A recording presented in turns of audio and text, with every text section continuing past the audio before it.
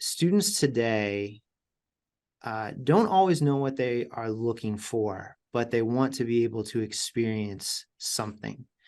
And along the path, they might find out like, okay, residential or healthcare or large scale commercial might not be for me, but they don't know that until they get some of those opportunities.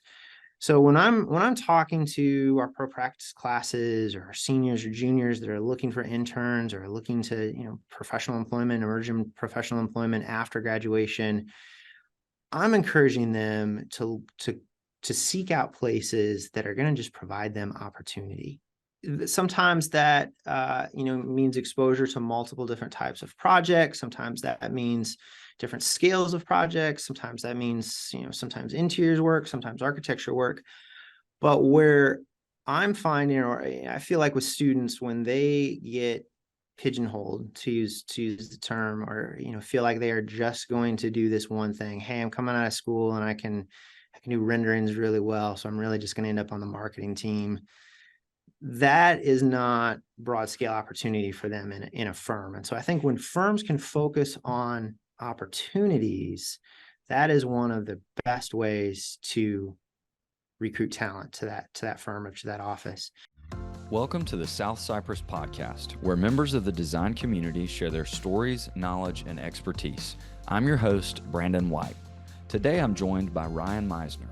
Ryan is an assistant professor at Samford University in the Department of Architecture and Interior Design. He was previously the assistant director of examination research at the National Council of Architectural Registration Boards. In this episode, Ryan and I discuss firm culture, attracting talent, and what it looks like to mentor younger designers and architects. He also shares about Samford's design program and some of the unique ways that they are equipping upcoming designers and architects. It was a great conversation, and I'm so thankful that Ryan was willing to join me. Hey, everybody. Thanks so much for tuning in to another episode of the South Cypress podcast. It's a real honor to me that you would take the time to listen, and I've really appreciated all the positive feedback and things like that people have sent our way. I'm really excited about our guest today. He was introduced to me by a mutual friend, and I was so glad that I got the opportunity to meet him.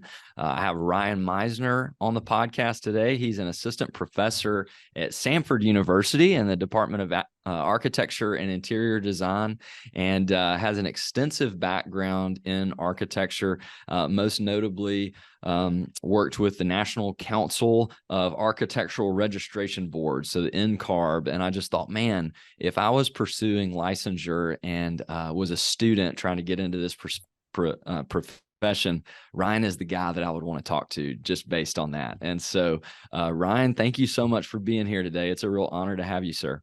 Thanks, Brandon. I am really excited to be here and to be a part of this podcast. You've had some great guests before me, so I'm hoping I can just do my part to carry on the conversation as well. Thanks. Yeah. I've really enjoyed it so far. It's funny how when you just sit down across the table from somebody for 45 minutes or an hour and ask questions, how much you learn. And It's just been a ton of fun for me. So yeah, I think the more often that we can ask questions, the more we learn than if we're just trying to share our own knowledge all the time. So yes. Yeah. Nobody wants to hear me talk about flooring for 45 minutes on a podcast. Something, my students tell me the same things too. Like, hey, Ryan, we don't need to hear you talk for 45 minutes. So that's funny. Well, let's get into your background a little bit, Ryan. Going back a long time, when did you first know that you wanted to be an architect? So I've been asked that question before, and I don't know that I have like, oh, it was this date or this particular thing. I definitely remember as a child having a drafting table. I remember doing drawings. I remember a project in elementary school where I shadowed a family friend who was an architect. I don't have any other architects in my family or anything like that. But I would say sort of late elementary school, I really got into this idea of building, creating. I was a Lego player as a kid. And then I remember in junior high and then on into high school, starting to take some sort of drafting, those kind of rudimentary introductions, a lot of art, that kind of stuff. And that all led to me knowing for sure that I wanted to pursue architecture when I got to college. And so I enrolled at Ball State University, which is in Indiana. where I'm originally from. 5-year BARC program there, and knew kind of from day one that that's what I wanted to do. That's great. So it was early for you. I mean, you knew at least the creative side of things. And I mean, if you had a drafting table when you were a kid, I feel like that's I, a pretty good I indication of did. where you. Now, if we were to go back and look at some of those plans and the drawings, like nothing actually worked, but it was the idea of just, I think, organizing space. I try to be a sort of organized person. I think when you take that to a spatial realm and start organizing space and thinking about how people experience things, I think that thread can kind of just come all the way through. Yeah, starting in a pretty early age for me. Yeah, that's great. Now, when you were working with NCARB, were you practicing as an architect at the same time, or was your full-time role working at NCARB? Yeah, How my did it full-time work? role at NCARB was NCARB. Okay. So I graduated from Ball State. I had interned. There's an intern portion of the program there when I was there. And I had interned out in Washington, D.C. I kind of traveled after my 5th year, ran out of money, needed a job. Went back to Washington, D.C., thinking I'd be there just a few years. And I worked for a couple notable firms out there, international firms, doing some really great work, got some really great experience. The 2008 downturn hit. I was in a firm that the culture at that point wasn't quite where I was looking for. And it started just opening me up to this idea of, well, what other ways can I impact the profession, impact the built environment? So I took this first interview at NCARB. I took the second interview, and eventually it was interesting enough sort of at each stop along the path that I was like, yeah, I could do this. So I made the move over to NCARB, this regulatory world. My role specifically there was working on the ARE. So working on the architectural Okay. registration exam, specifically the graphic vignettes to begin with, if anybody remembers those, but then helping to work with all our volunteers, and kind of shepherd through the ARE 5.0 release, which has now been out for 5 years, I think, at least. Wow. Okay. In that time with NCARB, one of my roles there was also outreach. So NCARB still, and while I was there, we would go out and we would do outreach, whether it was conferences, various AIA chapters, schools and universities, and talk to them about the value of licensure, the value of mentoring, the value of experience, and what it means to become a licensed architect, a professional in that sense. And along that way was where I got this bug of like, yeah, I like doing this. And I especially like encouraging, teaching, mentoring, helping people realize what it is that they want to do. Now, I was doing it from this outreach standpoint, and that's really what got me into the idea of teaching. I had done grad school in there in the process as well, down at University of Florida. So all of that kind of rolled together, and then in 2018, this position opened up here at Samford, and it was to immediately begin teaching in the interior design program, which has been here at Samford for a long time. But then adjacent or as a part of that is to help move along this architecture program that had been introduced, had been talked about. And so those things, a few other factors kind of really made this move down here to the south, to Birmingham and Samford specifically, really interesting, really appealing to me, to our family. And so we moved down here in 2018. So I'm now just, I guess I'm midway through my 6th year of teaching here. Nice. That's Yeah. great. And right in the middle of it was a really crazy time. Yes. But Yeah. you've been through 2 really big storms between the everything in 2008, then everything in 2020. You've been in Yeah. the industry long enough to see both of those moments where the rug was kind of pulled out from under everybody and made a big reset. Yeah. Which is, I think, one of the things that can really enter into our conversations, not just me and you today, but really anybody when we're thinking about, well, what do I want to do? This might be this path that I have laid out, but there are all kinds of factors along the way that may impact that positively or negatively in some cases. And so how can I respond to those as a professional? Certainly personally, how do I respond to those as an individual? But then also, how can I respond to those as a professional? Do I, particularly talking about licensure, is it something that then maybe the time's right for me to go out and do my own thing, or I'm a Mm-hmm. little bit more valuable to a firm because I do have my license, Yep. or I do have a certain set of skills that I've developed, a niche within a firm or a niche within the industry in general. So really weathering storms, I think, is just as much a part of how we mentor and prepare emerging professionals as much as, how to click around in Revit and how to put together a wall section. Yep. Yep. That's great. Well, let's get into mentorship a little Yeah. bit. Or actually, I think where I'd like to start and then get into mentorship is in just attracting talent. I mean, Mhm. you're in a very unique situation as a professor engaging with very talented architecture and interior design students all the time. And, I continually see firm leaders that are looking to grow their team, and they're trying to Mhm. think through, okay, how can we be an attractive environment for incoming talent, especially younger talent that are trying to Mhm. decide where they'd like to be. And I'd love to hear your thoughts and wisdom on that subject. Just, what do you see firms doing really well to attract talent? And maybe what are some common mistakes that you see that firm leaders may not even realize are mistakes, but maybe Yeah. holding them back?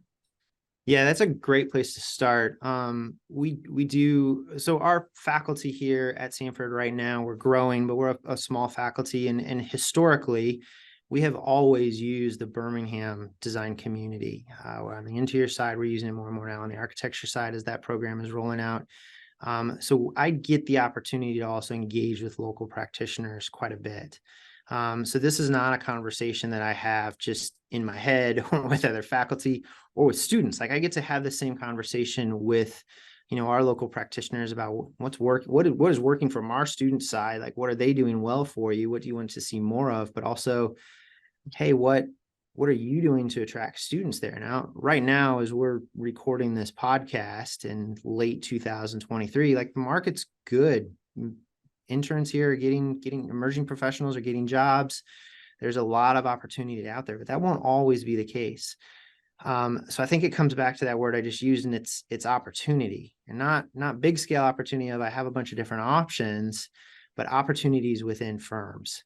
I'm encouraging them to seek out places that are going to just provide them opportunity. Um, Sometimes that means exposure to multiple different types of projects. Sometimes that means different scales of projects. Sometimes that means sometimes interiors work, sometimes architecture work. But where I'm finding, or I feel like with students, when they get pigeonholed, to use the term, or feel like they are just going to do this one thing. Hey, I'm coming out of school and I can do renderings really well, so I'm really just going to end up on the marketing team. That is not broad scale opportunity for them in a firm. And so I think when firms can focus on opportunities, that is one of the best ways to recruit talent to that firm or to that office. I mean, along the same lines with that, I mean, there's certainly things like compensation and benefits and all those normal HR things that we're talking about. But what are the other, and those come down to what it takes to run a firm. I understand that. I've been a part of those conversations. I've seen those play out in firms. But what are the other things culturally within a firm? Not every Friday afternoon has to be ping pong Friday, but what are the things that as a firm you do to make your employees, all of them, not just your emerging professionals or your interns, but make all your employees feel valued, feel like they have a place, feel like they have a role, and that it's not just, hey, I'm going to, come in today, I'm going to clock hours, I'm going to hammer out some bathroom details and come back. People often get into this industry, architecture and interiors, because they want to create, they want to solve problems. So when we have a culture within a firm that allows them to do that, allow them to pursue interests that are maybe sort of architecture or interior adjacent, and as much as a firm can support that, those kind of things also really help to attract talent, I think, to firms, especially in a competitive market like this. It doesn't always come down to, well, who's going to get paid the most, which office is going to pay me the most. That's part of the conversation, but I don't think that's ever really, or shouldn't, at least when I am mentoring and talking to students, that's not the most important thing I tell them to look for. Mhm. Yeah, there's when we hear the word compensation, so often we just think about what's the pay, what are the benefits, what's the 401k match or whatever, but there's so much more that goes into it than just that, Yeah.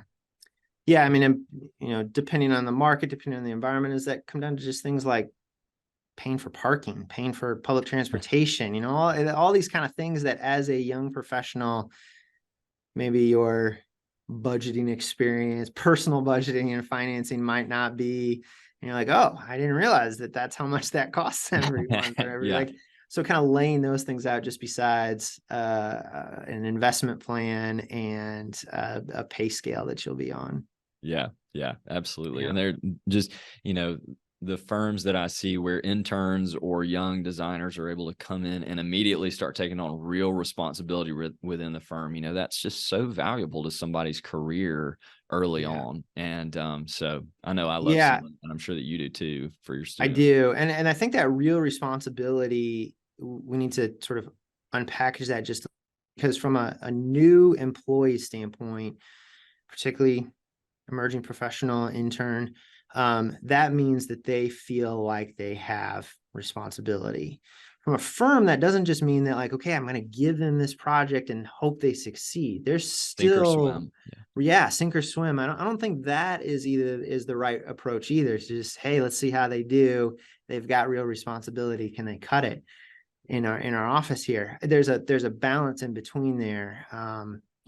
If anybody listening is a parent, it's that idea of, okay, I want them to be independent. I want them to be able to do some things on their own. How much do I, hang around the playground? How much do I set back? And that same idea, not to be trivial about it, but that same idea of, all right, we're going to let you go out. You're going to make some mistakes, like being willing to let someone make a mistake as well,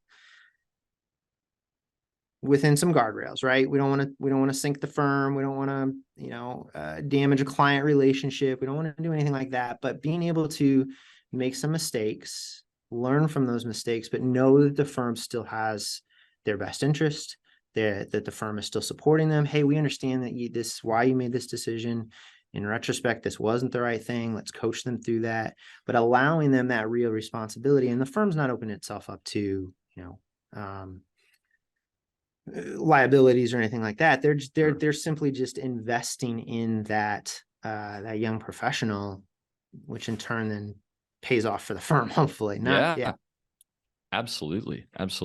Yeah, when we talked a few weeks ago, one thing that you mentioned is that there's this myth that someone finishes up with architecture school or finishes up with design school, and then they're immediately an architect that's ready to do anything, and that's just not necessarily the case. People still need guidance and teaching, just like I needed, just like you need, just, everybody.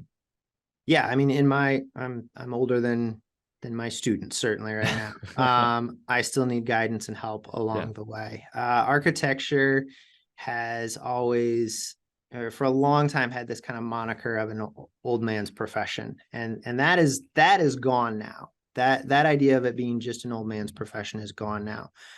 But if we think about, to take this back to licensure a little bit, right? Which, so licensure is this point of where you can, in theory, go out and hang your own shingle, open your own firm, assume your own liabilities. That path to licensure includes education, experience, and examination. So it's not just education.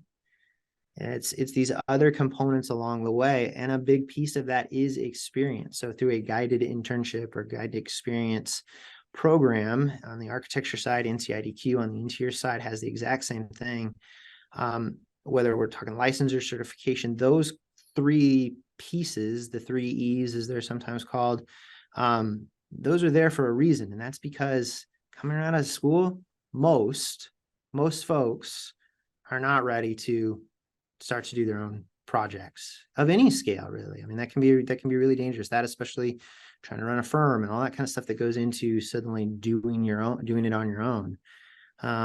In the same way, firm leaders that have been around a long time know the projects that serve their firm best, right? So if you are a mid-scale multifamily, most of your projects are 6-7 stories, it's probably not in your best interest to go after a 20-story downtown high-rise. It's Yeah. probably not, in your wheelhouse as a firm. Now you might go after that. You might partner with somebody, but even in that, you're not going to just, hey, I've never done this before, but I'm going to do it. And so collaboration within our profession, whether we're talking architecture and interiors, architecture and civil, structural, MEP, any amount of collaboration happens in our industry. That same thing happens between firms too. Hey, I'm going to do an auditorium. I've never done a pool before. I should probably partner or talk to a firm that has experience in this, and we can share this. And then as a part of that, like 3 or 4 of those projects, okay, I'm ready to start maybe doing some of my own auditoriums or sky rises or whatever it might be. Mm-hmm. Same idea applies, just at a slightly different scale, to how we bring young professionals up within our industry. Yeah. Yeah. It's almost the opportunity for mentorship, even at the firm level, even Mm-hmm. between different firms. Yeah. Yes. Yeah. Yeah. Love that. That makes a lot of sense. Yeah. Because so many firms end up having such a specialty in a certain area, Mm-hmm. and they just add tons of value there. And it makes so much. Mm-hmm. That's one of the things that I love about the architecture and design space, and just kind of participating in it a little bit as an outsider, being a rep.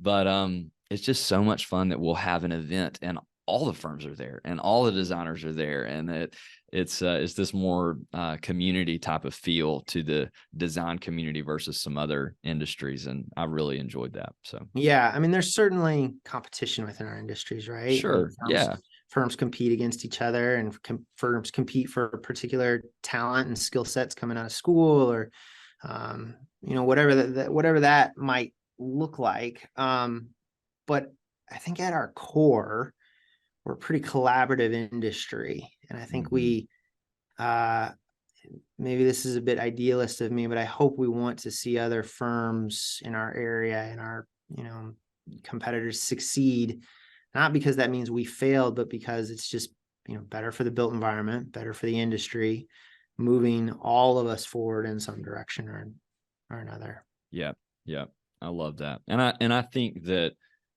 I don't think that's completely idealistic. I think there's a lot of that is reality. Yeah. I see firms, and I can only speak for the market that I work with, but I see firms that are competitors, but also think very highly of one another and are friendly competitors. It's one Yeah. thing to compete against the good guys, and that's the kind of competition that is fun. Yeah. So And that's the kind of competition that we try. I mean, so I'm at Samford, but I've been exposed to other programs as well. Most healthy studios within school are encouraging that kind of competition as well. mhm. The idea of, okay, we're going to be in a studio environment, we're all doing these projects, whatever the project might be, but use your neighbor. I mean, I tell Mhm. my students that all the time. Like, you're going to learn as much or get as much just from the person sitting next to you outside of class, working through a problem, working through a project together, than you are me standing beside you doing some sort of review during a class period. So using each other as as competitors, but also help. Hey, did you think about this? Hey, what if you did it this way? That's certainly something that we try and instill in our studio culture in school, and many others do as well, not just Samford. Um, and I think students that are coming out of those kind of design environments, studio environments, are looking for that same thing when they get to the firm level as well. And Yeah. so when they get stuck at a desk doing something kind of on their own, they're like, hey, where's my friends? Yeah. Yeah. Or where's the person that's going to help me do this a little bit better in a way that helps us both? Yeah. Yeah. Yeah, and let's talk about that some more, Ryan. I mean, we've kind of hit on mentorship and Mm-hmm. attracting talent from the firm leader perspective. Let's talk about mentorship from the other perspective, from maybe a recent graduate, or maybe just a designer or architect that's thinking about making a change to a different firm. What advice would you give them as they're thinking through how to find a firm to work with that is going to embrace mentorship and invest in them? Yeah, what are some specific best practices that you recommend to people in that Yeah. situation? I think many firms now are understanding the value of an internship or an experience program, and that's going to involve mentoring as a part of it to just be established. The idea that we're going to hire someone and then over the course of 3 years, they're going to get all their hours in these different areas. Luckily, it isn't going to work. It's going to take longer than it should be. Both sides, firm leader and young professional are going to end up getting kind of frustrated at opportunities. So I think one of the things is if I'm a young professional, I'm looking for a firm that talks about that in day one of the interview, or as I talk to people that have worked at that firm or work there currently, like, hey, how do you support? It's, well, yeah, we have this, and this program that makes sure, our interior folks get experience in these 4 areas all the time. And we get, our architecture folks get all their hours checked off in AXP in this way. Now, there's always going to be limitations based on projects and, financing of how projects come in and out and that kind of stuff. But if there's an overall structure and a commitment to it by the firm, then that's a great place to start, to know that as I come in here, you're already interested in me succeeding. You're already interested in making sure that I have exposure to all these things. I think one of the things too is just besides getting, experience in these different areas of a project, but also getting involved in firm management stuff. I mean, that's a piece of what licensure is now with ARE 5.0. Practice management and project management. Those are specific divisions on the ARE. There are specific categories within AXP. So allowing them to come in and sit on client meetings, allowing them to be involved in some of the financial discussions so that they get that understanding of what it takes to run a firm, to become invested in that way, and getting them out of the office as well. Getting them on job sites, getting them to client meetings. I think I mentioned that already, but getting them to contractor meetings and consultant meetings and, wall section mock-ups on site, whatever it might be, but getting them out, even if it's not the project that they're currently working on, and even if it's 2 hours of non-billable time because they're not on this project, getting that kind of exposure is an element of mentoring that pays huge dividends. That all relates really to experience. I think the other thing is, if we're, education, we've kind of checked off, right? We're emerging professional, we're out working. We've talked about experience now. The other is supporting in exams, and exams end up being kind of that big stumbling block for a lot of people.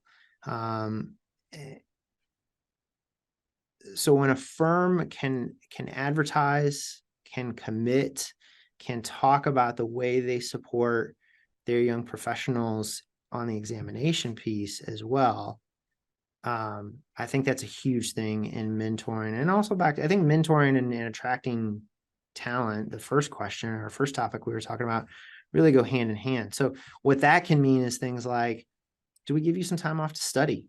The day before your exam, do we let you have 2 days off, the day to take your exam so you're not stressed out, and the day before so that you can have a little bit of time?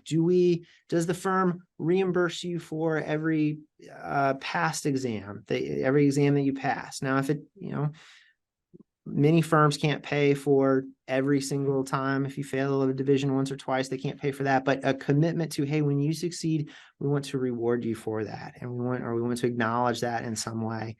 The other piece is, when you do get licensure or complete all your exams, is there a bump in responsibility or title or compensation or some combination of those 3 things? Yeah. That's something that I talked about. We talked about the NCIDQ certification in the episode that'll air right before this with Mary Claire from Turner Batson. And she did a great job educating a non-designer type person like me on what all that meant and what all that entailed. But from that conversation, I was just thinking, man, it's really important for firms to support people as they're pursuing things like that, and I think a lot of firms do a really good job in that, but I can imagine how that would be a real incentive to work with a firm, because it says a lot if they're willing to essentially put their money where their mouth is in terms of helping people as they're progressing in those things. And I also just couldn't agree more with what you said about experience. And the thing that stuck out to me is, you can only read so much in a book about people skills. You can only learn so much from a lecture about how to interact with that contractor on the job site, or that developer and their vision. And man, there's just no replacement for getting across the table with real people and real conversations, and seeing how those principals at the firm handle that conversation, and what does it feel like, and the car ride home debriefing from those meetings. Hey, what'd you think about this? Yeah, that's absolutely true. I mean, you can know the ins and outs from school on, AI contract document 201, but until you see that played out. And I think I really like what you just said too, is maybe I'm not as a young professional, I'm not the one who has to sit there and like navigate that, but to be able to observe how someone more experienced than I, project manager, senior architect, principal, navigates those conversations. A good employee, a good young professional is going to be filing those things away like, oh yeah, that's how that works. Yep. Okay. And then that debrief afterwards, that principal may get in the car and be frustrated, right? That happens. We all leave meetings where like, that did not go the way I wanted, or it did not, that they were wrong on this piece. And I know that I'm right. But once that piece gets over, being willing to turn to the other folks in the car, even if it's a day or two later, right? And say, okay, this is what happened. This is what this means. This is how we handled it now. This is how we maybe could have handled it better, or we'll do it the next time. Or these are some things that maybe now we need to just be aware of, and you can help us be aware of these things throughout the rest of this project, or with this client, or with this contractor, or whatever it might be. Yeah. Because it's really easy to just say, well, on paper, we should just do this change order and the GC should pay for it, or something like that. But that conversation of, no, you need to do this, and understanding how that person is going to respond and how to handle it. And, all that's real life stuff that, until you've lived it, until you've experienced conflict and things like that, it's really tough to know how to handle it well. Being able to demonstrate some of those intangibles, like a reasonableness factor, right? Yes. Like, okay, the drawings and the specifications call for X. We're at almost X. I'm going to let that go, because what I know really I need to get perfect over here on Y. And if that isn't, like, I'm going to be able to push on that because I was able to give a little bit over here. And so that gets into this reasonableness factor that, sometimes coming out of school, you're like, well, the drawings say this, the specifications say that. Why isn't that how it is? Well, there's a lot of reasons. Let's talk through what are the ones that rise to the highest level of importance, and what are ones that we can say, okay, it wasn't quite what we had in mind, or it didn't quite work out. Maybe we can detail different, think about differently next time. This time we're gonna let it go, because over here, this other thing that we want to get absolutely right, now we can push on that a little bit more as a firm, as a designer. Yeah. Do you ever find that, and my assumption is that this is true, but I trust your opinion more than and experience more than my assumptions. But do you find that those skills, those soft skills of working with people, dealing with conflict, things like that, do you find that those are often the ceiling of someone's career? Like that maybe their skills will get them their skills on the drafting table will get them to a certain level, but then there's kind of this hump that you have to get over of now understanding the people side of the business. Do you feel like that's kind of a ceiling for people sometimes if they've never had the opportunity to do that? That's a good question. That's not one that I've quite been heard in that way. And so I think it certainly can be. Students, so design school, architecture, interiors, you do your work, you pin your work up, you present it. Different students have different level of comfort with just standing up there and talking about their projects.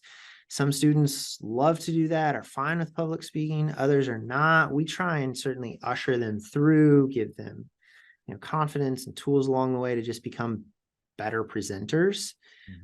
Sometimes that can be something in a firm, but not everything is just always standing up and presenting to a client, right? And often a firm is not going to allow that intern to do that. In some cases, they might. But once we start to get young professionals, emerging professionals on teams and involved in, conversations with GCs and managing those real world soft skills, like you said, I think that is what starts to separate. So as I think about this, I think that is something that can start to separate really at any level employees, ones that you're willing to, ones that you feel comfortable going out and they're going to represent our firm great every single time. And they're maybe not going to get everything right, and they're going to make some mistakes along the way, but we're always going to know that they're going to at least do it with integrity. They're going to do it kindly. They're not going to, make us as a firm look bad in any way. Then you start to allow them to do more and to do, more responsibility, bigger projects, different clients, that kind of stuff.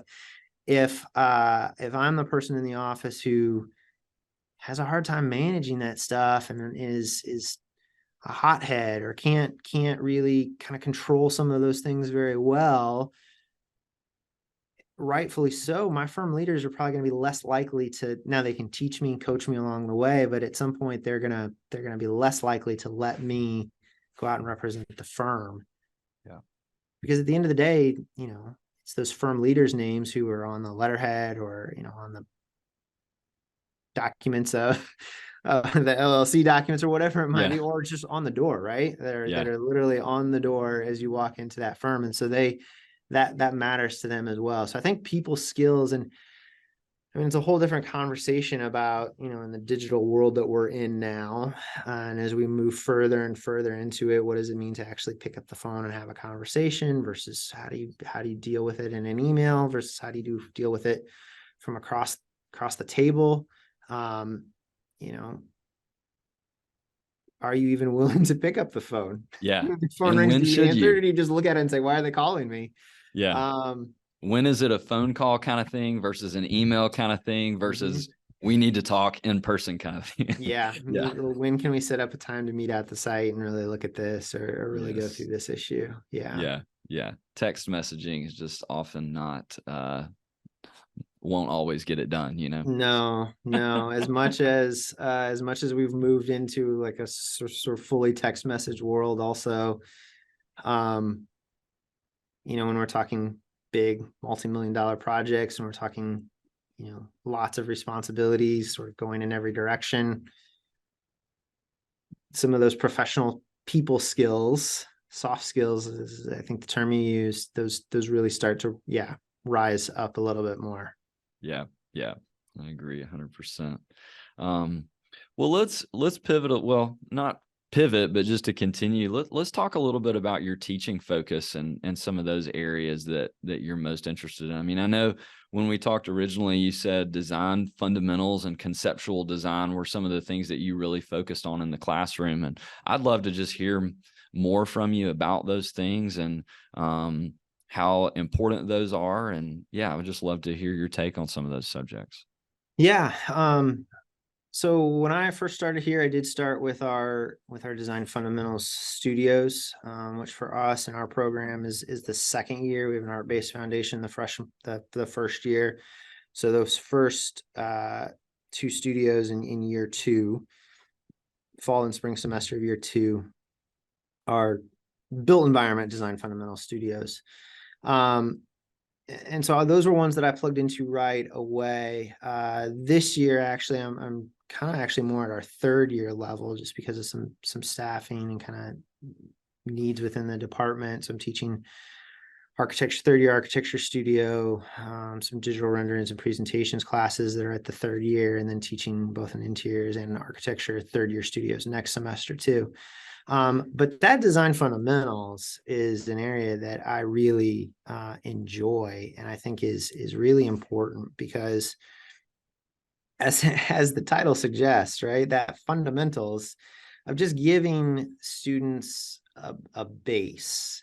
And so I mentioned this, our first year curriculum here is an art-based foundation.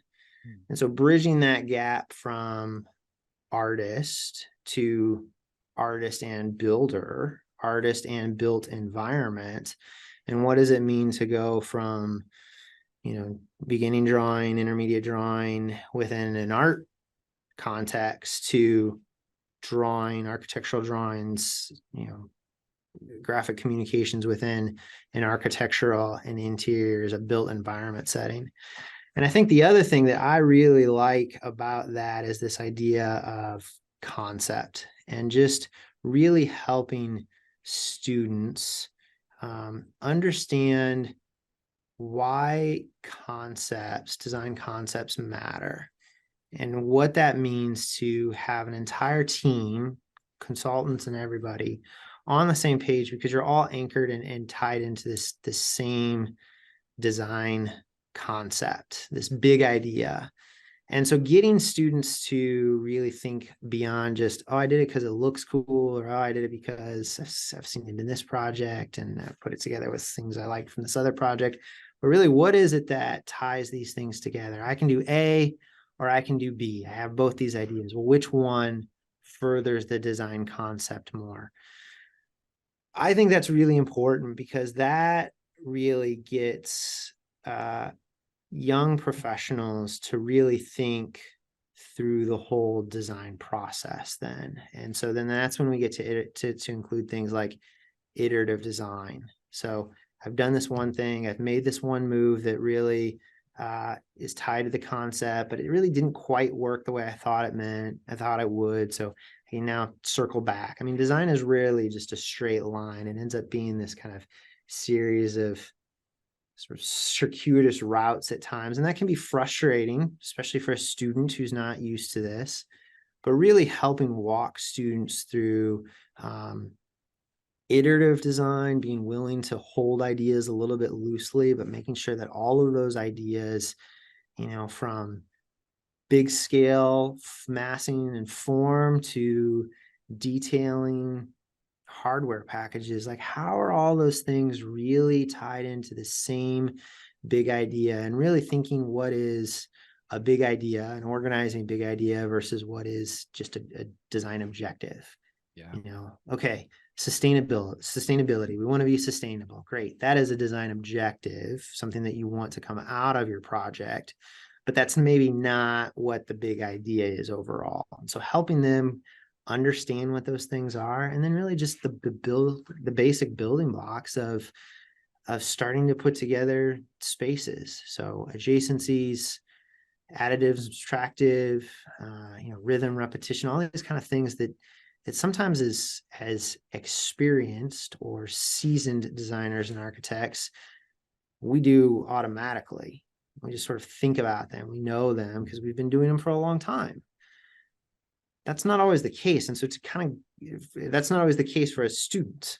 So to kind of get to reintroduce this continually and go back to, hey, well, this looks a lot like repetition. Oh yeah, I didn't really realize that. Or how is it that you want to use symmetry to help set this, particular piece of the project up, not just as a buzzword or something that they saw on a different project that they really liked, but really starting to put all those things together. I have a phrase that I use all the time in design fundamentals, but it's concept-driven ideas and user-driven spaces. And that's what we're really trying to push students for. So ideas, concept-driven ideas, the whole project is centered around this big idea, the why. But within that, now, how do we bring that down to this really usable scale, that what it's going to be like to inhabit space as a human, what it means to walk from space to space, to come up onto a space from, outside, to get it to step out of your car, and what's the journey to the front door like, to enter the lobby and to move through to these various classrooms, or, what's it like to be in patient care and to sit there bedside. Like, so really thinking through, okay, what are the big ideas that organize this whole thing? And then how do we really think about human scale user experiences as a part of that? Yeah, that's something that's been a common theme throughout the conversations that I've had on this podcast, is just the idea that if we're designing buildings, we need to design those buildings around the people, starting from the inside out. Who's going to inhabit that space? What do they need it to do? In my conversation with Seth Rodwell, that was something he said, that at NCARB, they, in some cases, they'll almost kind of, he articulated it really well, but basically what I think he was saying is that they'll essentially dial it back sometimes to make the design more approachable to the people that are going to use the space. He said, it needs to appeal to the majority. It needs to appeal to the people that are going to live there and work for them and be functional. And if 10 years from now, nobody wants to spend time in the space, or nobody wants to be there, then it doesn't mean anything. It could be the most beautiful building in the world, but if it doesnn't work and people don't want to be there, then what's the point? Yeah, I listened to that episode, and I was driving at the time. It's where I listened to a lot of my podcasts. Yeah, driving at the time, and I just found myself shaking my head. I was like, yeah, that's exactly right. That's exactly it. Because I think long gone are the days of where we just force people into this idealistic design idea. I mean, long gone are, I think, those pretenses that we could go back. I mean, we could pull together quite an index of projects that did just that, forced people to work, live, do something a certain way, because that's the way that the space, the building, whatever it was, required them to do it. And I thought his idea of almost, turning this inside out, or building it, dialing it back, because approachability. And I think that's one of the things too, we're especially finding now with this whole post-COVID conundrum, return to work, right? Like, okay, what is the right balance of, okay, we've got an office that we need to work in a certain way, and we've got a firm culture, we got a office culture that we want. And I don't mean just within design and architecture firms, I mean accounting firms, lawyer offices, and anything like that, everybody. But how do we get people back in the space? Is that the right thing for us to do? Even, first of all, I mean, that's just the business decision beside it, but we're going to have a lot harder time attracting talent to be in office if I'm going to tell that talent, okay, no, you're going to do it this way exactly because this is what our architects told us to do. So yeah, I think the approachability and just the human factor that that is a part of, I think that should just be an inherent part of good design. Good design can't separate, and I think architecture up on a hill, metaphorical hill, just I think those days are waning, or hopefully already gone. Yeah. It takes an incredible humility for talented people that can make those buildings that would have the place on the hill, to be willing to make those approachable, though, and to think about it from that perspective. And that's something that I really appreciated about the people who are doing that. It says a lot about even their character, Yeah, I agree. Not just the creative genius, but the integrity and the character as well. So yeah, I love that. Well, great. Well, one of the things that you shared with me that I thought was really interesting about the program at Samford is how you are really blending the interior design and the architecture courses of study and having a lot of overlap there. I would love to hear more about how that's going, how you're bridging that gap. Tell us about it, Ryan. Yeah. Thanks for giving me an opportunity to talk about the program a little bit too. So our architecture program, it's a new program. I mean, our cohort 1 is currently in their 3rd year. So we haven't graduated a cohort yet. It's a 5-year accelerated MArch. We are in the NAB accreditation process, and that's seemingly going well. If anybody's been involved in that at various institutions, you'll understand, but it's going well. This architecture program, though, while new here at Samford, is coming out of an interior design program that has been around for 30 years, is CETA accredited, and has I think a good standing within the educational space, as well as within Birmingham. A lot of schools across the entire country have architecture and interior programs and doing really amazing things in both of those. One of the things that we really wanted to focus on with our project, with our program though, was that not like, here's the architects over here, and this is everything that they're going to do, and here's the interiors over here, and this is everything that they're going to do, but really blend these two programs together. Because I would venture to say that most people that are listening to this podcast rarely have a day where they sit down and they're the only one doing it all by themselves. Yeah. Now, there are some instances of that, but even the sole practitioner, even the one person shop, they're working with dealers, they're working with vendors, they're working with subs or structural or MEP or whatever it might be. So rarely do we just sit there and work only by ourselves. And so with these two programs, we really are trying to help our students understand the importance of collaboration and being able to work on a team when they get out of here.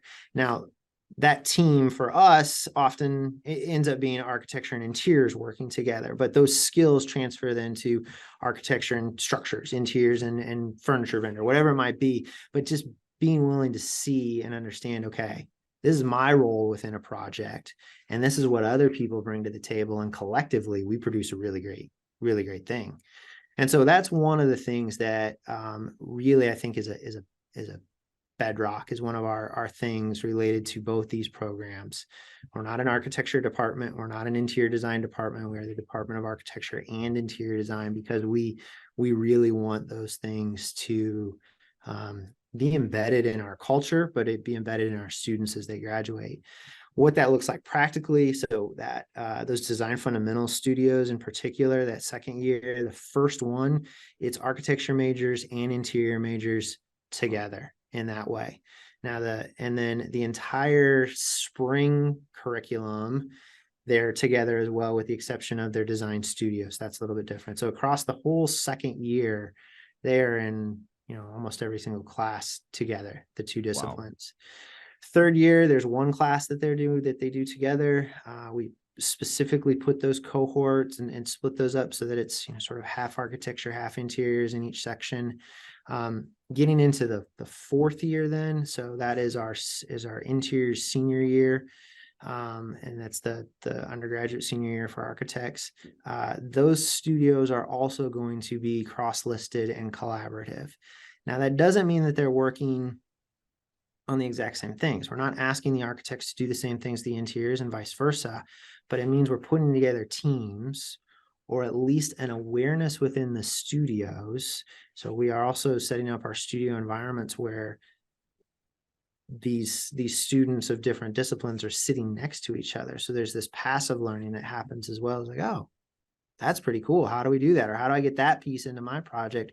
Or how do I think a little bit differently about my project, because that's what I'm seeing someone else in a different area of design working on. So we're trying to do very formal ways, studios that are cross-listed, projects that have collaborative pieces to them, but also do this in passive ways in the way that we set up our studios, the way we organize our students and sections within various classes and learning spaces also. Yeah, that's great. And such a good application of what we were talking about earlier with getting experience in working with people. Those people skills, collaboration skills, communication skills. I mean, everything that you're saying sounds like just a wonderful way to allow students to have that opportunity even before their internship or before they get out into the working world. So yeah, some of the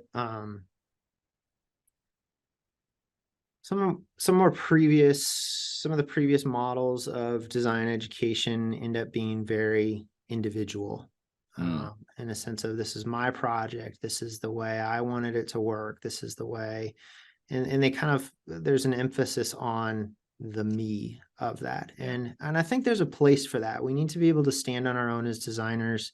We need to be confident in our own design, design ideas and what we bring to the table. But we also then need to be able to do that with others. And we also need to know when our strengths run out and somebody else is a little bit better suited towards that. Now, our student's going to graduate with that you know, skill entirely locked in and like ready to go. No, but sure they're not. at least now understanding. So then when we go back to what we talked about earlier about mentoring and observing firm leaders and all that kind of stuff, they're seeing that and they're like, oh, that kind of reminds me of this thing we did in school. And hopefully then they're seeing this thread that comes through not only education, but experience, and then on into, you know, lifelong careers of architecture and interiors, and just impacting people, impacting the built environment. Yeah. Yeah. And of course they're not going to be perfect at that. I'm not perfect at it. And I'm not either. I'm not either. yeah, And I, but and I it, fail at that every time, you know, daily in the classroom as well. yeah, But but it puts it, them on that path, you know, and it starts those muscles working. And yeah. yeah. Yeah. Yeah, I think that's a great way to think of muscles, right? That's Yeah. something that if we just let it sit there and hope that when the time comes, it's going to be ready, that's not going to be the case. We need to exercise it in one way or another. And even if it's just light exercise. Yeah. So that way, oh, okay. This Yeah. is why a collaborative team matters. This is what I confidently can bring to the table as an architect, as an interiors specialist. But this is also then how I work with others to hopefully realize that design concept, and we're all on the same page. So all of this is hopefully kind of coming together full circle, and ultimately creating some great projects, right? That's what firms want. That's what students want. That's what users want, is just great projects and spaces that that impact us in a positive way. Yeah. That's beautiful. Well, I've got one other question for you, but before Okay. that, before we get off of the quit talking about the Samford program, if somebody's interested in the program at Samford, what are some good ways that they could learn more about what you have going on there, or interested in the work that you're doing? What's some good ways that they could connect with you if you'd like them to do that? Yeah. So samford.edu is the university website. We are housed within the School of the Arts. So if you can go to Samford and then School of the Arts School, other programs within the School of the Arts are art and design, which includes graphics and some gaming and animation, theater and dance, music. So all of those are within the School of the Arts. But if you click on architecture and interior design, you're going to find information on both programs, what we think makes our architecture program different, what we can tout and are really proud of as part of our interiors program, as well as contact information for me and the other faculty members and our arts recruiter as well, just to get some basic information. I'm like, hey, I'm kind of interested in what this is, or yeah, find me on the website and feel free to send me an email, and let's exchange emails or set up a Zoom or something like that, because we do really want to connect and get we're growing a program, but we want to get the right students that want to be here, and be at Samford specifically. So yeah, we'll love to hear from anyone, whether you're a student or just a professional also that wants to get involved in some way or interested in just knowing more about the program, because you have people that you interact with that you think might be interested in knowing, or you have a passion for this as well.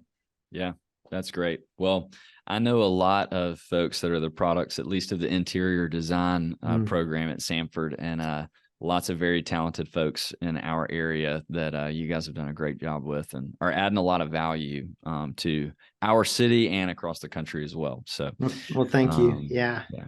Well, we're really proud of our graduates. We're really proud of the work that they do both in school and out, and we're really proud of what it is that we're growing and building on the architecture side here as well. Yeah, that's great. Well, Ryan, one of my favorite questions that I get to ask in this podcast, and where I always like to end, is just what's something that's bringing you joy in this season of life? And it could be something personal, something professional. I'll tell you one thing for me is we had a lot of fun trick-or-treating on Halloween. Got to see my 4-year-old, she was little Elsa running around all over the place, having a ball. And so it was a really good time. But yeah, what's something in your life that's bringing you joy right now? Yeah, I'm gonna go personal as well, and kind of along the same line. I have 3 girls. I have Our oldest is going to turn 9 tomorrow. Oh, I have a wow. Okay. 6-year-old and I have a 2.5-year-old, and I'm a girl dad, and I will say, yeah, they bring me joy. And trick or treating, we try and do a family theme each year. So this year was Mario. I had multiple princesses. I had one of those little Luma. Our youngest was one of the little Luma stars, and That's great. yeah, I donned a big fake black mustache and got to be Mario. So I love that. that was a fun night. We live across from an elementary school, so we have a lot of kids that come through our neighborhood. So it's a lot of fun as well. I Yeah, mean, with that's 3 great. girls and you tell them dress up, Halloween is like it's like their Super Bowl. So yeah, Yeah. that's that's what brings a lot of joy right Yeah. now. Yeah. Because I don't know if your house is this way, but at our house, it's dress up every day. It's just Halloween is kicked up a notch, you know? Yeah. So, Yeah. Every day includes some sort of dress up. yeah. Halloween includes a lot of dress up. That's Yes, true. Yeah. exactly. So that's great. Well, love it, Ryan. Thank you so much for being on here. I really enjoyed our conversation and learned a lot. If you're listening, thank you for listening all the way to the end. I really appreciate it. And yeah, would love to hear any feedback. If you're watching it on YouTube, feel free to leave us a comment or shoot me an email. I'd love to hear more about what you're enjoying, what could be improved, and who else you would like to hear from on this podcast. And so I want it to serve the design community, and am very open to feedback on how we could do it better. But yeah, thanks so much for listening, and I'll see you next time.